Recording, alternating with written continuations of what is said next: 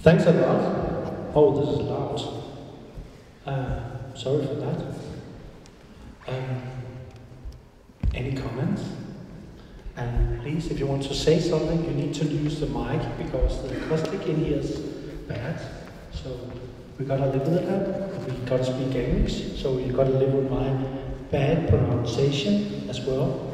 But anybody wants to say something? Comment? Critic?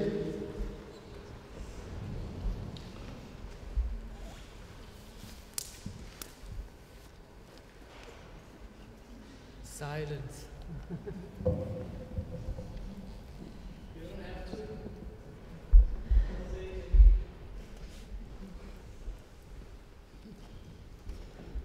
You can have a moment of silence. An awkward moment.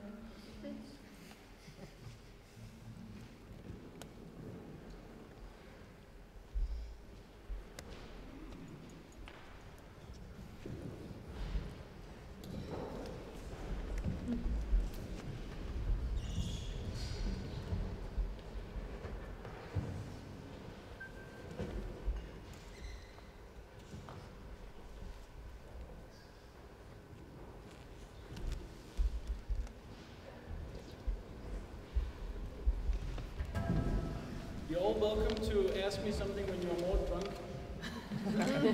Later on. Yeah, we do it afterwards. You want to move on or you want to talk? Move on. Is the artist here? I am here. Yeah. That's why I keep mouthing like this. Because I am the artist. Do you want to say something more? Yeah, let me just say a few words.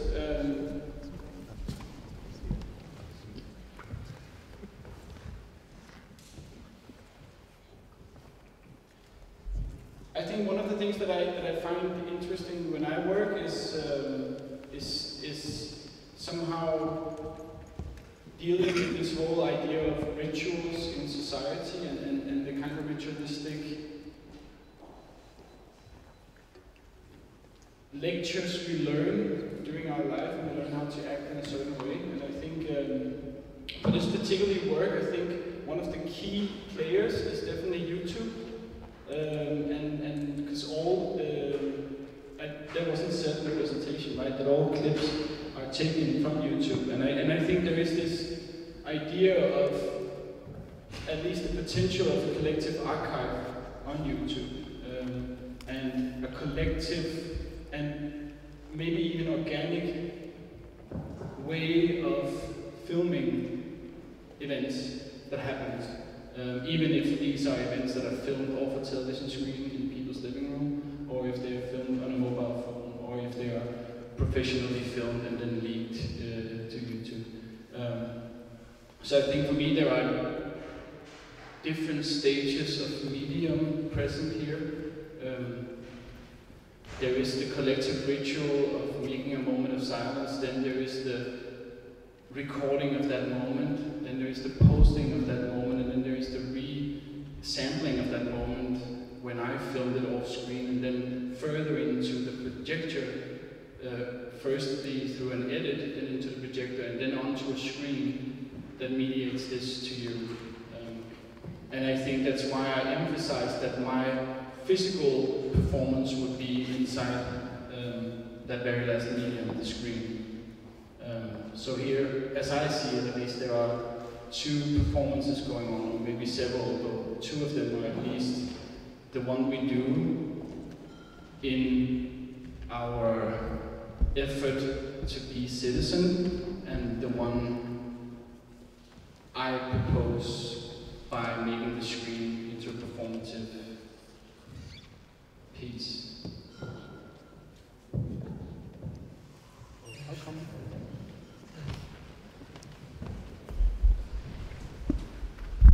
I might have missed some things or making connections between performativity and the speech act and silence. So could you elaborate on what speech act silence actually performs? If not, it doesn't actually perform every speech act. So by being silent, you can apologise, you can propose, you can accept, you can invite, you can reject. So were they all the same silence?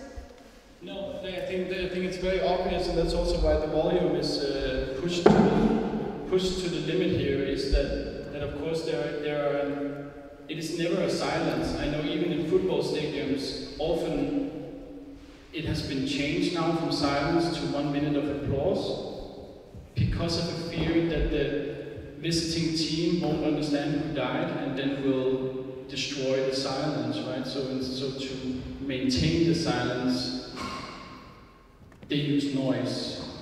And also in different clips there are these silences. And I think I call it keep alive. Keep alive is a signal that, or in a parenthesis I call it keep alive. Keep alive is the signal that you send from one computer to another to make sure that there is a connection. And it's only to make sure that there is a connection. So it's the smallest message you can, it's 1 byte or 10 bytes or whatever, because you don't need more to know that there's a receiver. So what specific speech act, of course they're different, of course they're also politically loaded differently. Some of them are actually very tragic, others are to maintain some sort of a memory of a specific event. A lot of them are staged. And a lot of them, I think, is even just to prove a collectivity, that if we can manage to create a silence together, then we are a mass that are in some sort of order, and we can act as a unit. So sometimes the most, I remember from class when I was a little kid, they would use Stilleleg, silent game, and it's the hardest game ever to play, the silent game, because it is the most massive form of collective expression, because everybody has to attend, otherwise you won't have silence. That does not answer your question, but that filled up some time.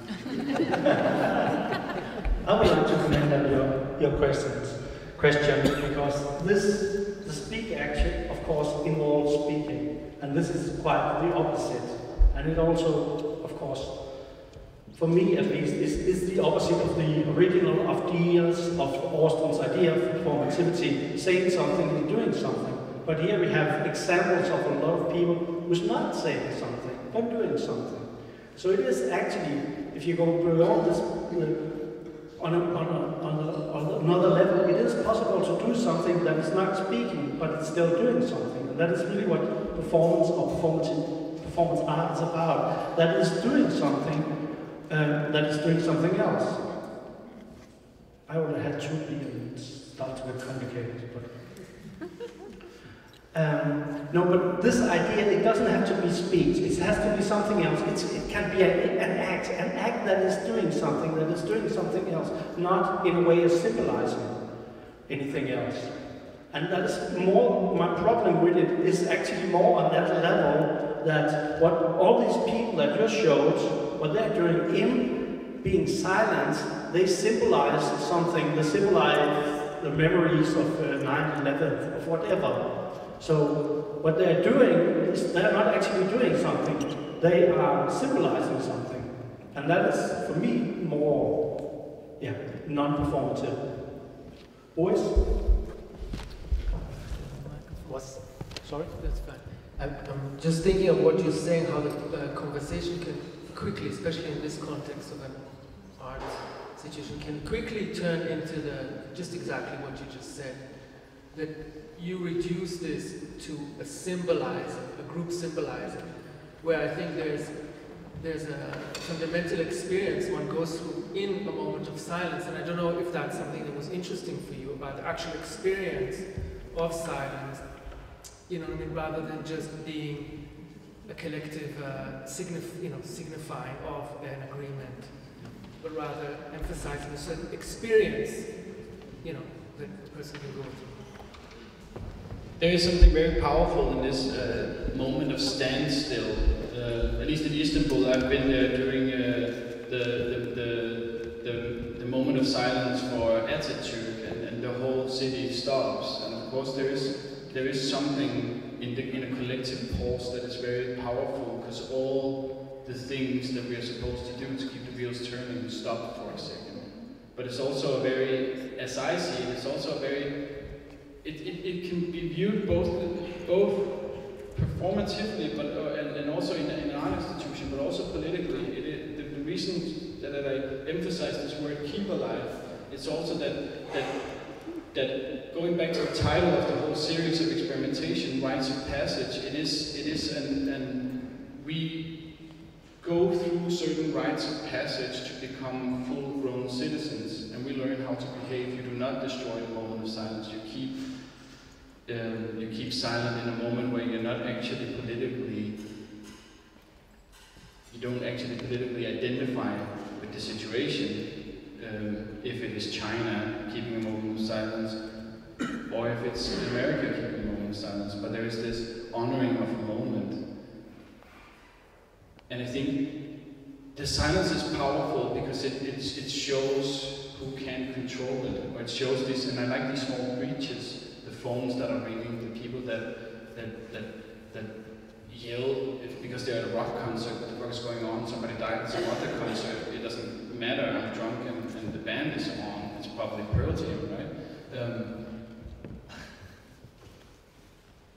And for me it shows that small breach in that perfect construction, and I think that's what my work is very much about. So the silences occupy me a lot, but they occupy me in the small moments where they are actually destroyed. Because I like destroying potentials, but I would emphasize that I would call it false potentials. And by destroying them, maybe we can build new. Can I ask you, have you ever stood a moment of silence? Yes, I have. In what kind of context?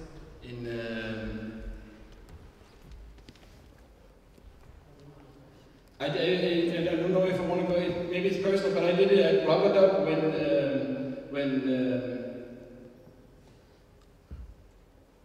yeah, but actually I don't like talking about, because that is curious. It's a personal moment, right? Yeah, but I guess that's what I'm kind of pointing at. Yeah. The interesting borderline between this collective moment and this personal experience, you know, which I think is like, we can quickly, I mean, it's very interesting to talk about it as just like a signifier of this group activity, but it's also interesting to look at really what is it, you know, and like, for example, looking from a Danish context, how many people, like, is there a Danish moment of silence? Like a yearly? No. You know, so it's interesting to look at what culture is looking at and how does we translate that experience and what do you find interesting. It's not a critique, it's just noticing, because where I come from, it's a very big deal. Most definitely. So it's just interesting. But it also, yeah, and most definitely, and it can be a very personal moment. That's also why I don't want to discuss a personal moment I had with it. The thing is that we are at a time where we are performing everything that's personal about us, right? So I think the most crucial clips in this film, or this work, is maybe the kids that are actually sitting in front of their webcams performing a moment of silence for the internet, right? If it's a moment of silence for Biggie Smalls or whoever it is, it is that performance of actually doing something collectively very much alone. Yeah, it's very interesting. Hello. I would like to ask Simon a question about the performance itself and your thought about how you chose to present the film. Should I answer it? You can do it. I meant for the artist. Okay, but this isn't necessarily a question and answering session. Sean can answer your question, but Is there anybody else that has an answer for why I might have done it like I did it? Exactly. No, I'm just saying I will most definitely answer the question. It's more that of course we can, hopefully a work like this can bring different interpretations to who the character is, who he's representing, or why he is dressed as he is, why he is being distant in a way. I think I think I like the idea of unraveling a screen, and I like also to work with expectation and something happening instead. Because there is this very big screen present in the room right now, and it's not used because the projection is out of focus for it. So you have to move closer with a piece of white fabric to catch the image, right? So there's various reasons. It's a character I've used before, and I think for me, he's a very cinematic character, and he also represents very much cinema, and that's why last time I had him on a screen, this time I liked him to be a screen, and he also looks dashing. So that's a vague answer. That's fine. Comments or anything on that?